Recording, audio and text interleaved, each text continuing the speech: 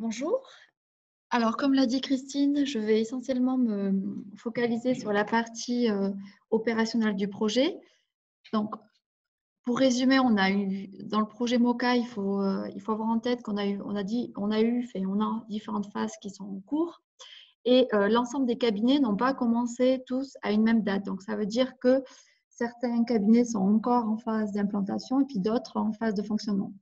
Mais pour résumer, on a identifié tous les éléments ou toutes les observations liées à mes interventions justement au niveau du terrain, donc au niveau de ma présence dans les cabinets médicaux.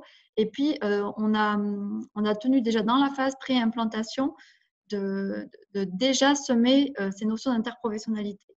Et ça a commencé par l'état de lieux qui nous a permis concrètement de définir un modèle avec les composantes sur lesquelles on se basait, mais en adaptant au mieux par rapport au milieu du cabinet ou à la structure du cabinet. Donc, ça a été déjà en identifiant les besoins de ces cabinets-là. Donc, je reviendrai sur cette slide régulièrement, mais je vais pour que ce soit plus facile pour que vous puissiez suivre. Donc, on a identifié ces besoins. Ça a commencé par déjà connaître le type d'activité que souhaiterait le cabinet développer au niveau donc, du cabinet. Ça nous a permis aussi déjà d'identifier à cette étape-là d'état des lieux l'acceptabilité du projet MOCA. Qui dit nouveau projet, dit aussi une incertitude, dit aussi peut-être des craintes ou des peurs, et puis c'est pas peut-être, ça a été clairement révélé pour certains cabinets. Donc, ça nous a permis aussi d'évaluer l'acceptabilité du projet au niveau de l'équipe qui existait actuellement, parce que le but, c'était d'amener une nouvelle personne, donc, qui n'était pas du milieu du cabinet, mais aussi une nouvelle profession. Donc, ça reste quand même un défi. Donc, ça nous a quand même permis de définir le niveau d'acceptabilité du projet au niveau de l'équipe des assistantes médicales, mais pas que. Donc, je dis assistante médicale, c'est parce que pour l'ensemble de nos cabinets pilotes, nous avons une équipe exclusivement féminine. Mais aussi, ça nous a permis de voir l'acceptabilité que peuvent avoir certains médecins. C'est vrai qu'on s'adresse à des cabinets de groupe, mais l'acceptation du projet n'était pas, on va dire, uniforme pour l'ensemble des médecins. Pour information, c'est vrai qu'on ne l'a pas dit, mais on n'a pas eu concrètement besoin de recruter ou d'aller demander à ce que des cabinets intègrent le projet. Il y a eu, on va dire, un attrait par rapport à cette innovation d'organisation dans les cabinets. Et puis, beaucoup de cabinets se sont spontanément présentés à l'équipe. Donc, on pourrait croire que l'acceptabilité du projet était assez facile par rapport à l'équipe médicale, mais on s'est rendu compte que ce n'était pas systématique. Ça nous a permis aussi d'avoir le focus, d'avoir cet état des lieux. Ça nous a permis aussi de comprendre quel profil d'ISP pourrait coller avec l'équipe, pourrait coller avec l'organisation, pourrait coller avec les besoins du cabinet. Et ça nous a permis aussi d'impliquer déjà à ce moment-là l'équipe médicale au recrutement de cette personne qu'il fallait recruter. On a eu plus de 90 candidatures pour donc 9 cabinets médicaux de la part donc, des infirmiers et des infirmières de tout milieu, de tout environnement, je dirais que ce soit du personnel de soins à domicile que du personnel qui travaille dans des grandes institutions. Donc, c'est le fait de commencer une nouvelle activité avec un nouveau modèle d'organisation. Il y a quand même eu un fort attrait aussi par rapport aux infirmières, aux infirmiers qui étaient déjà en poste.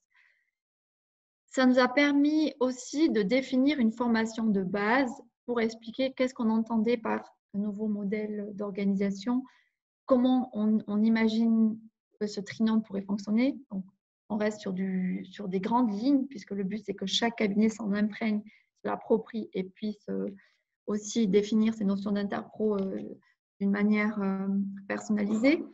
On s'est rendu compte que s'il y avait une implication médicale, déjà cette formation de base avec les infirmières et en y impliquant aussi les assistantes médicales, c'était facilitateur pour construire cette philosophie liée à l'interprofessionnalité. Donc ça, c'est durant la phase préimplantation qui a commencé déjà en janvier 2019 et à l'heure actuelle, il reste qu'un cabinet qui est encore à cette phase-là dû au contexte sanitaire des derniers mois.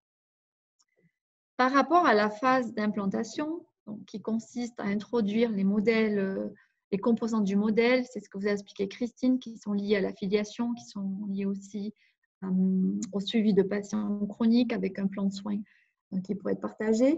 Il y a eu un rôle, ne serait-ce que par rapport à l'accompagnement de l'ISP dans une nouvelle structure. Il faut aussi dire que les cabinets médicaux, c'est un milieu, je dirais, indépendant, avec une manière de s'organiser aussi différemment, et que bien souvent, pour l'ensemble des infirmières, les 3/4 en tout cas, il y a une vision aussi d'avoir quelque chose déjà très bien protocolé, ou des procédures qui sont déjà clairement bien identifiées. Donc, c'était aussi les accompagner à travailler, ou à créer leur activité dans un environnement qui pouvait peut-être aussi être incertain du fait qu'elle soit nouvelle dans l'équipe, que la personne était nouvelle, mais aussi que c'était une nouvelle activité, que c'était aussi une nouvelle manière d'organiser l'activité au niveau du cabinet.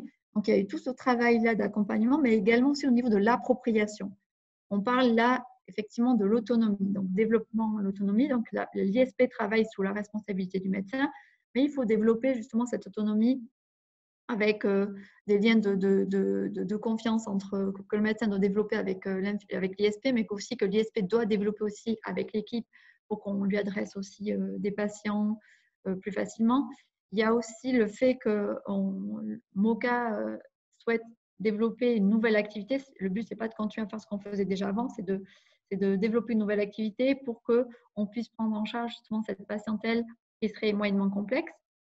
Donc, si on reste que sur des actes médicaux délégués, ça nous renseigne aussi sur le niveau de collaboration interprofessionnelle au niveau des équipes. Là aussi, c'est très hétérogène par rapport à l'ensemble des cabinets qui fonctionnent, qui sont dans cette phase d'implantation. On voit que c'est très hétérogène, et je dirais c'est des profils individuels du professionnel, donc du médecin, mais c'est aussi ça est lié aussi au profil individuel de l'infirmière. Et puis là, on parle beaucoup de rôle informel, je dirais, qui amène une répartition des activités que peut faire que cette ISP pourrait développer, ou qu'elle pourrait continuer de faire si on n'est que dans du médico-délégué. Il y a un point qui est extrêmement important, c'est la formalisation. Je me suis très vite rendu compte que les équipes qui ont pris le temps de formaliser ces notions d'activité et comment elles vont être faites, ça a aidé beaucoup plus cette partie-là. Et donc, qui dit formalisation, ça implique que des personnes travaillent ensemble et puis décident de parler ensemble pour définir un objectif commun. Donc ça, cette répartition des activités, on voit que si cette formalisation a été faite, il y a une meilleure répartition de ces activités-là. On a parlé beaucoup des professionnels, mais c'est aussi important de remettre la place du patient, puisqu'on utilise un outil qui s'appelle l'Intermed, qui est un questionnaire qui est auto-administré, qui est composé de 25 questions, qui nous permet d'évaluer le patient sous une dimension biopsychosociale. Donc, on obtient un score, et donc déjà le patient doit accepter de passer ce questionnaire, et ensuite il y a aussi une discussion qui devrait avoir lieu, entre l'ISP et le médecin, pour reconnaître cette complexité qui a pu être déterminée par ce score, mais aussi par rapport à la valeur ajoutée qui est un autre professionnel qui puisse intervenir dans la prise en charge. Donc, le fait qu'il y ait l'infirmière qui entre dans la prise en charge, c'est pour avoir un suivi personnalisé dans un laps de temps qui est déterminé. Donc, on partirait sur 3, 6 mois, 9 mois selon les besoins du patient.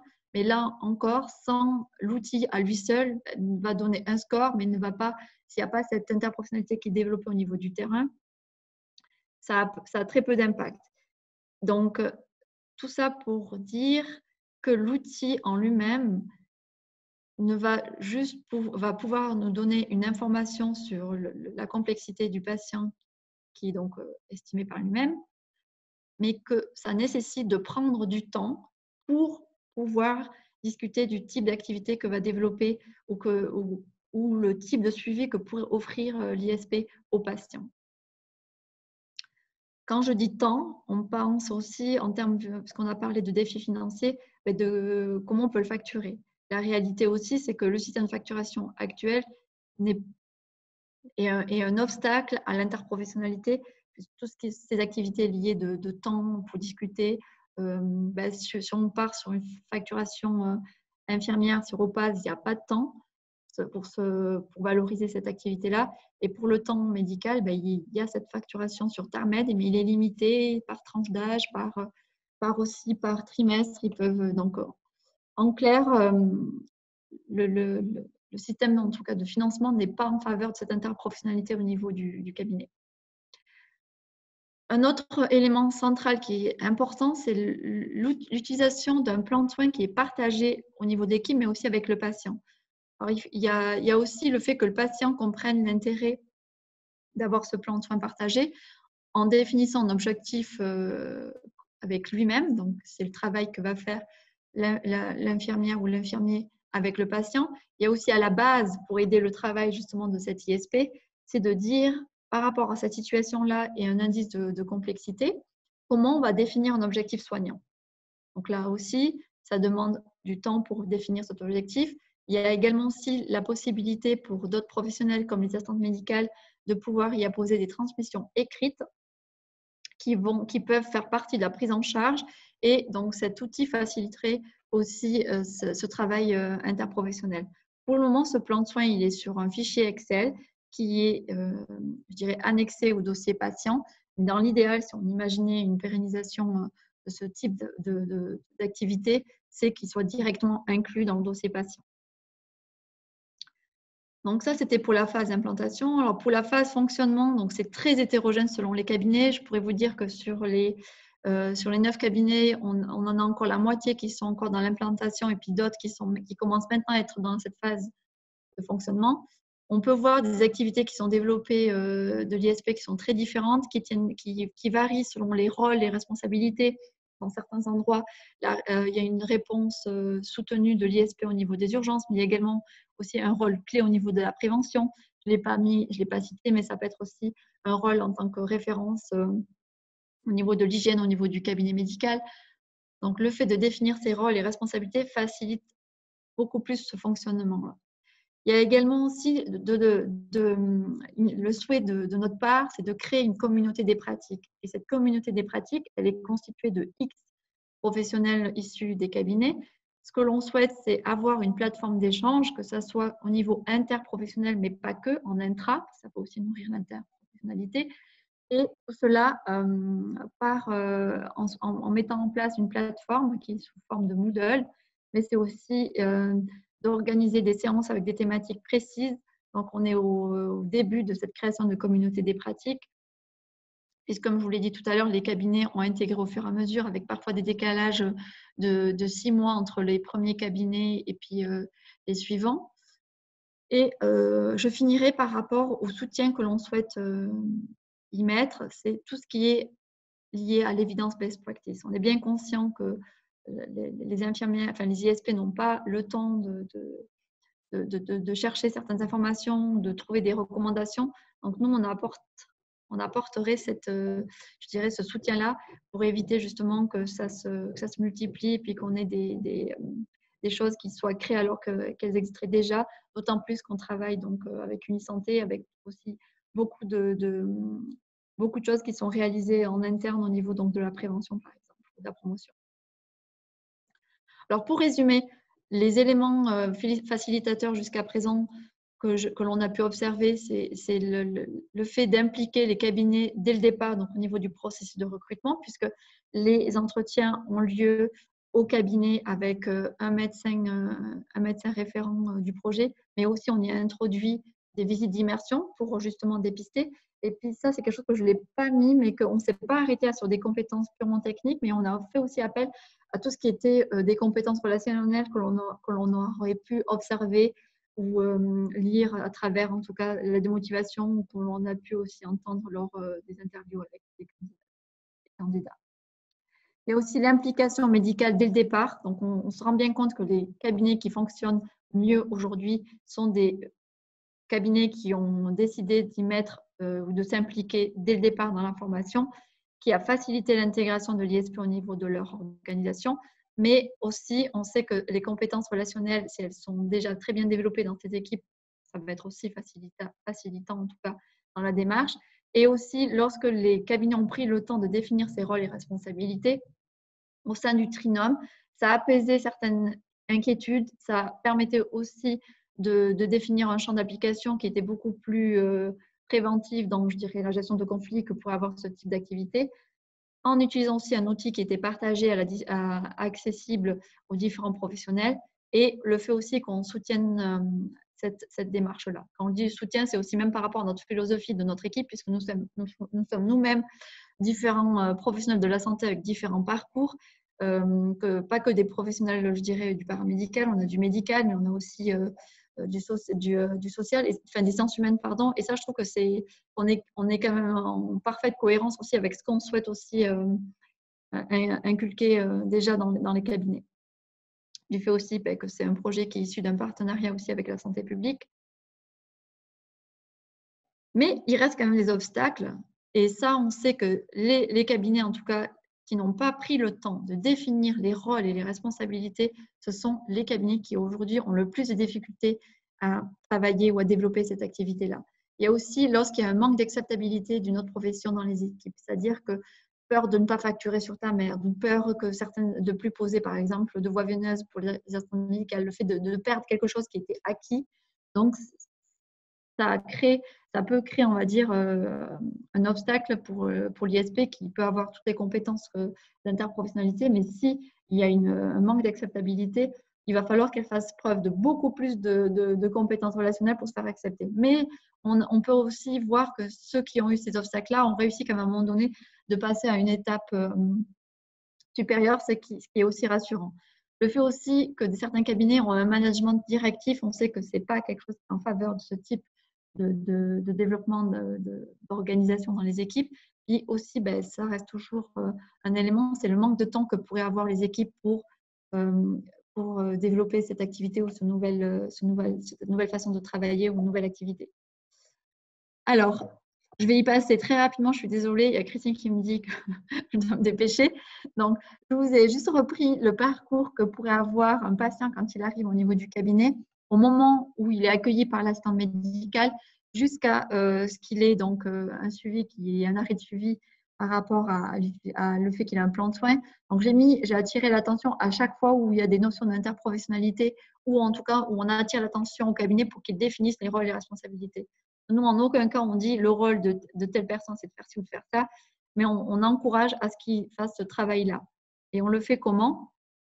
Par rapport à la formation interprofessionnelle qui, on souhaitait qu'elle arrive à l'étape déjà de l'implantation, puis finalement, on se rend compte que c'est peut-être quand on est une fois face à les difficultés que cette formation, elle a un attrait. Donc, c'est une formation qu'ils ont sur une journée, qui va avoir lieu d'ailleurs en juillet, qui est donnée par Swiss IP, qui leur donne la possibilité de définir justement ses rôles et responsabilités par rapport donc, au document que je vous ai montré. Alors, pour résumer et pour conclure, donc cette expérience pilote, elle concerne donc, beaucoup de professionnels, comme vous pouvez le voir. Donc, c'est déjà 9 ISP, c'est 27 médecins, c'est 19 assistantes médicales, c'est 2 CMA, donc ce sont des assistantes médicales qui ont un profil de coordination en médecine ambulatoire. Donc, vous voyez aussi ce que ça peut aussi suggérer comme crainte au niveau des équipes, mais pas que. Il y a aussi on a aussi une laborantine, des ASCC, puis je ne les ai pas mis, il y a encore aussi certaines équipes qui ont des psychologues. Ce sont des cabinets de différentes tailles. On les a pris répartis dans différentes zones, enfin différentes régions, milieu rural, urbain. Donc, il y en a à Lausanne, il y en a à Chèvres, il y a Morges, Préfranche, Yvonand, Moudon, Payerne. Donc, vraiment, on a pris différents types. Et c'est pour vous dire que l'idée, nous, on donne juste qu'est-ce que c'est cette activité d'infirmière que l'on appelle case management à travers un plan de soins qui serait partagé. Mais toute la collaboration que l'on peut avoir avec le patient, mais avec le trinôme, mais aussi avec les proches aidants, les autres professionnels, les CMS et les hôpitaux, tout ça me ramène en fait à dire que notre outcome, en fait, c'est d'améliorer la prise en charge de ces patients, mais pas que, mais c'est aussi d'amener en fait une qualité de travail en introduisant une nouvelle manière de travailler, en faisant appel à une coordination qui n'est clairement pas définie, en tout cas dès le départ. Donc voilà, je vous remercie.